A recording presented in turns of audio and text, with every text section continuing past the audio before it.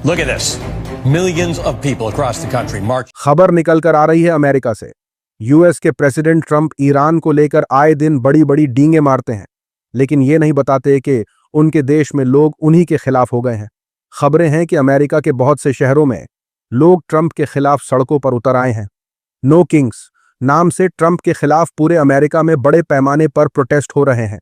Iran से जंग, सख्त इमिग्रेशन प्रोसेस और कमर तोड़ महंगाई के चलते अमेरिका में करीब 70 लाख लोग सड़कों पर उतर आए हैं। Millions of people across the country against the policies of President Trump. No kings. We really don't need no kings. दूसरी तरफ ठीक यही हालात इजराइल में भी देखने को मिल रहे हैं। इजराइल में लोग बड़े पैमाने पर नेतन्याहू के खिलाफ सड़कों पर निकल आए हैं। मीडिया से ये तस्वीरें गायब हैं।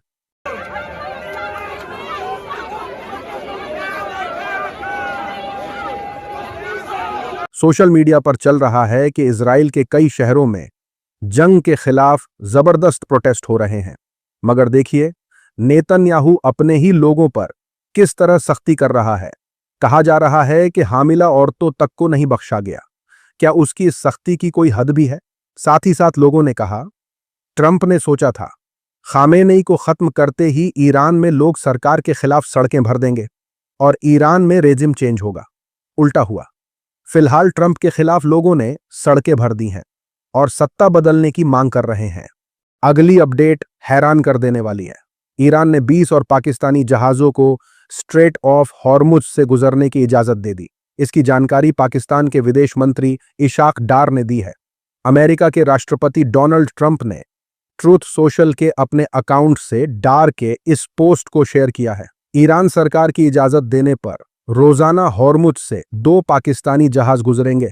सोशल मीडिया पर चल रहा है कि ईरान और अमेरिका के बीच वॉर रुकवाने के लिए पाकिस्तान लगातार एक्टिव है। आज इसे लेकर पाकिस्तान में सऊदी अरब, तुर्की और मिस्र के विदेश मंत्रियों की बैठक भी हो रही है। वहीं कुछ दिन पहले पाकिस्तान के प्रधानमंत्री ने ईरान और अमेरिका के बीच बातचीत की मेजबानी करने से जुड़ा ट्वीट किया था। उस ट्वीट को भी ट्रंप ने पोस्ट किया था। एक तरफ कंगला पाकिस्तान वॉर रुकवाने में लगा है, वहीं जो वॉर रुकवा दी पापा का प्रोपेगेंडा चलवाते थे उन्हें कोई पूछ भी नहीं रहा है। साथ ही साथ लोगों ने कहा, जिस दिन से जंग शुरू हुई है भारत के शायद 4 जहाज ही अभी तक हॉर्मुज को पार कर पाए हैं। इलेक्शन कमीशन ऑफ इंडिया की लगाई गई पुलिस ने पश्चिम बंगाल में हुए दंगों के बाद दंगाइयों को उठाना शुरू कर दिया है। इससे बौखलाकर राइट विंग ग्रुप्स के लोग मुसलमानों पर पत्थरबाजी करने का आरोप लगाकर उन्हें फंसाने की जी तोड़ कोशिश कर रहे हैं। हालांकि जिन लोगों ने दंगा भड़काने की कोशिश की उनके चेहरे पुलिस ने साफ देख लिए, फिर उन्हें गिरफ्तार किया है। इसके खिलाफ आईटी सेल चला रहा है। दंगा के लिए मुसलमान जिम्मेदार हैं, शुरुआत उन्होंने की है। सोशल मीडिया पर इस नैरेटिव की पोल खोलते हुए मोहम्मद जुबैर ने कहा, इस बात का कोई सबूत नहीं है कि मुर्शिदाबाद में हिंदू धार्मिक जुलूस पर मुसलमानों ने पत्थरबाजी की, बल्कि कई वीडियो ये इशारा करते हैं कि ये हंगामा खुद राइट विंग के गुंडों ने भड़काया था। इन्हीं लोगों ने सबसे पहले इस्लामी झंडा हटाया, जिससे माहौल गर्म हुआ और मामला बिगड़ गया। पहले भी तुमने कठुआ केस में यही किया था, जहां विक्टिम के साथ खड़े होने के बजाय अदालत से दोष साबित होने के बाद भी उसके परिवार को ही इल्जाम देते रहे। अब भी उम्मीद यही है कि तुम इस मामले से भी ध्यान भटकाने की कोशिश करोगे, क्योंकि सच को मान लेना तुम्हारी उस कहानी के खिलाफ जाता है जो तुम सालों से बेचते आ रहे हो। और अगर सच मान लिया तो तुम्हारी नफरत की दुकान बंद हो जाएगी। लगे रहो। साथ ही साथ लोगों ने कहा, आईटी सेल की नूपुर शर्मा खुलेआम हिंसा को भड़का रही है और उसे सही ठहरा रही है। ऐसे लोगों को जेल के पीछे होना चाहिए। अब देखना यह है कि सरकार इसे कब तक बचाती रहती है। साथ ही साथ खबर निकल कर आ रही है नोएडा से। नोएडा की गलगोटिया यूनिवर्सिटी एक बार फिर चर्चा में है। खबर है कि नोएडा में एयरपोर्ट का इनॉग्रेशन हुआ, जिसके लिए पीएम मोदी पहुंचे थे। दावा है कि इनॉग्रेशन सेरेमनी में जनता ने दिलचस्पी नहीं दिखाई, जिसके लिए गलगोटिया यूनिवर्सिटी के स्टूडेंट्स को बसों में भर भर कर एयरपोर्ट पर भेजा गया है। इसकी तस्वीरें सामने आई हैं। स्टूडेंट बसों में भर के जा रहे हैं उद्घाटन के लिए, कोई आदमी नहीं आ रहा, वहाँ जनता नहीं आ रही, तो उन्होंने गलगोटिया यूनिवर्सिटी से स्टूडेंट बुलाए। सोशल मीडिया पर चल रहा है कि गलगोटिया यूनिवर्सिटी एक बार फिर बेनकाब हो गई है। एक आम आदमी ने यह राज खोल दिया कि यूनिवर्सिटी स्टूडेंट्स को नोएडा एयरपोर्ट भेज रही थी ताकि मोदी की रैली में भीड़ इकट्ठा की जा सके, और मोदी उन्हीं लोगों को नौजवान जनता बता रहे थे जो रैली में आए थे। बड़ी शर्म की बात है। साथ ही साथ लोगों ने कहा, मोदी की नापसंदी का अंदाजा इस बात से लगाया जा सकता है कि बीजेपी को उसकी रैली में भीड़ जुटाने के लिए बदनाम गलघोटिया यूनिवर्सिटी के स्टूडेंट्स को पकड़कर लाना पड़ा। मोदी की टीआरपी तो रुपया से भी ज्यादा गिर चुकी है। उसी के साथ खबर निकलकर आ रही है गैस संकट के हवाले से। गृह मंत्री अमित शाह चुनाव रैलियों के दौरान दावे कर रहे हैं कि मोदी जी की गाइडेंस में देश में कहीं भी पेट्रोल, डीजल या रसोई गैस की दिक्कत नहीं है। सरकार ने बहुत अच्छी देखभाल की है। कहीं पर पेट्रोल, डीजल, रसोई बनाने के गैस की दिक्कत नहीं है। सब सिस्टम के हिसाब से चल रहा है, लेकिन जो तस्वीरें सामने आ रही हैं वो कुछ और ही कहानी बयान कर रही हैं। जनता ने इन तस्वीरों को डालकर सरकार के दावे पर सवाल उठाए हैं। सोशल मीडिया पर चल रहा है कि पन्ना की तमन्ना है कि एक सिलेंडर मिल जाए, चाहे लाइन में लगें या धूप में ये जल जाए। अमित शाह ने कल ही बता दिया रसोई गैस की कोई दिक्कत नहीं है।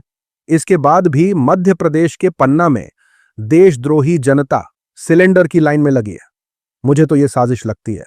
ये देशद्रोही हमारी सरकार को बदनाम करने में लगे हैं, जानबूझकर लाइन लगा रहे हैं।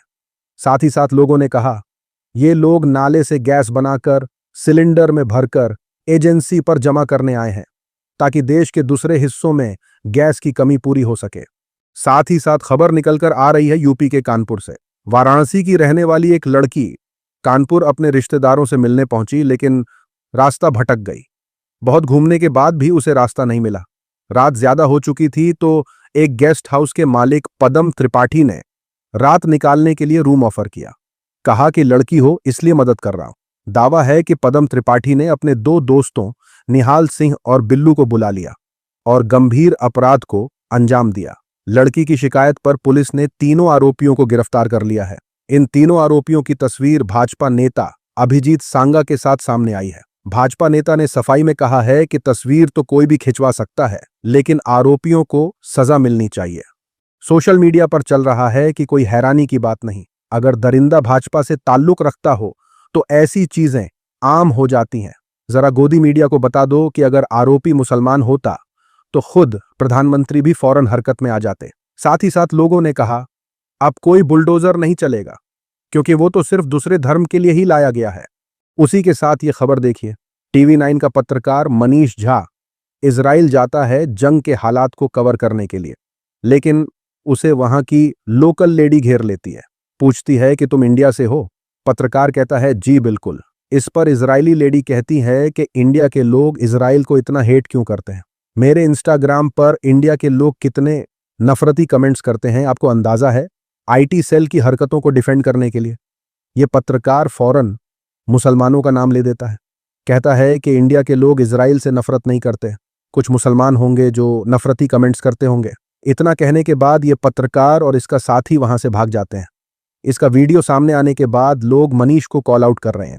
Indian. Okay, Lama, Indian people write my Instagram, not good comment. Indian people don't like Israel, Lama. No, there are some Muslim people, maybe, I don't know, most of the Indian people like Israel. Social media पर चल रहा है कि मैं Israel को आतंकवादी देश मानता हूं और प्राउड हिंदू हूं। आप कैसे कह सकते हो कि सिर्फ मुस्लिम ही कमेंट करते हैं और ज्यादातर भारतीय कैसे इजराइल के साथ हैं? ये गिनती आपने कैसे की? साथ ही साथ लोगों ने कहा, इतना जल्दी तुम लोगों के मुंह पर मुस्लिम आता है? अगर कोई बाप का नाम पूछ ले तो भी यही बोल दोगे? ऐसा लगता तो है। अगली अपडेट यूट्यूबर ध्रुव राठी के हवाले से सामने आई है। मोदी सरकार में मंत्री नितिन गडकरी, उन पर एक मैगजीन ने खबर छापी कि उनके परिवार के बिजनेस से एक कंपनी जुड़ी है जो भैंस का मीट विदेश भेजती है। मुकेश मोहन नाम के यूट्यूबर ने उस खबर को अपनी वीडियो में पढ़कर लोगों को बताया। इतनी सी बात पर गडकरी साहब ने मुकेश पर 50 करोड़ रुपए का मुकदमा ठोक दिया, पुलिस में केस दर्ज करवा दिया और उसका फोन भी छीन लिया। मुकेश अब पुलिस स्टेशन भाग भाग के परेशान है। फिर क्या, मुकेश के सपोर्ट में ध्रुव राठी उतर आए हैं। ध्रुव ने मंत्री जी से कहा कि अब ये खबर लाखों करोड़ों लोगों तक पहुंचेगी क्योंकि तुमने एक मिडिल क्लास फैमिली के यूट्यूबर मुकेश को दबाने की कोशिश की। 50 करोड़ रुपए का डिफेमेशन केस फाइल किया है। न्यूज आर्टिकल को अपने वीडियो में पढ़ दिया। नितिन गडकरी ने कैरेवन मैगजीन पर कोई डिफेमेशन केस फाइल नहीं की। नितिन गडकरी, यही सबसे बड़ी गलती थी आपकी। अब ये करोड़ों लोगों तक पहुंचेगी और सबको पता लगेगा। सोशल मीडिया पर चल रहा है कि खुद कांड करते हैं और कहते हैं कि हिंदू खतरे में है। हिंदू खतरे में बेशक है, इन जैसे नेताओं से। साथ ही साथ लोगों ने कहा खुद बीफ बेचने वालों से जुड़े हैं और केरल में बीफ खाने पर उन्हें सुनाते हैं। अगली अपडेट झारखंड से सामने आई है। झारखंड के हजारीबाग में रामनवमी जुलूस के दौरान कुछ लड़के मस्जिद के सामने लाठियां लहरा रहे थे। इस बीच उन्हीं में से एक लड़का मस्जिद के सामने लाठी लहराते हुए अचानक जमीन पर गिर पड़ा। वहां मौजूद लोगों ने बताया कि उस लड़के के सीने से खून निकलने लगा। लोग फौरन उसे अस्पताल लेकर गए। इस घटना का वीडियो भी सोशल मीडिया पर सामने आया है। मेरे आंखों के सामने एकदम कांड हो गया। जामा मस्जिद है ना, उसके गेट के सामने ही एक लड़का लाठी भांज रहा था। अब अचानक से उसको फिर चोट लग गया और उसका अचानक यहाँ से पूरा ब्लड फेंकने लगा। सोशल मीडिया पर चल रहा है कि ये तो अच्छा हुआ कि ये मामला वीडियो में रिकॉर्ड हो गया, नहीं तो अफवाह फैलती और दंगा हो जाता। आज की वीडियो में इतना ही। अपनी राय सुझाव कमेंट में जरूर बताएं। मिलूंगा आप सभी से अगले वीडियो में। तब तक के लिए अपना ख्याल रखें।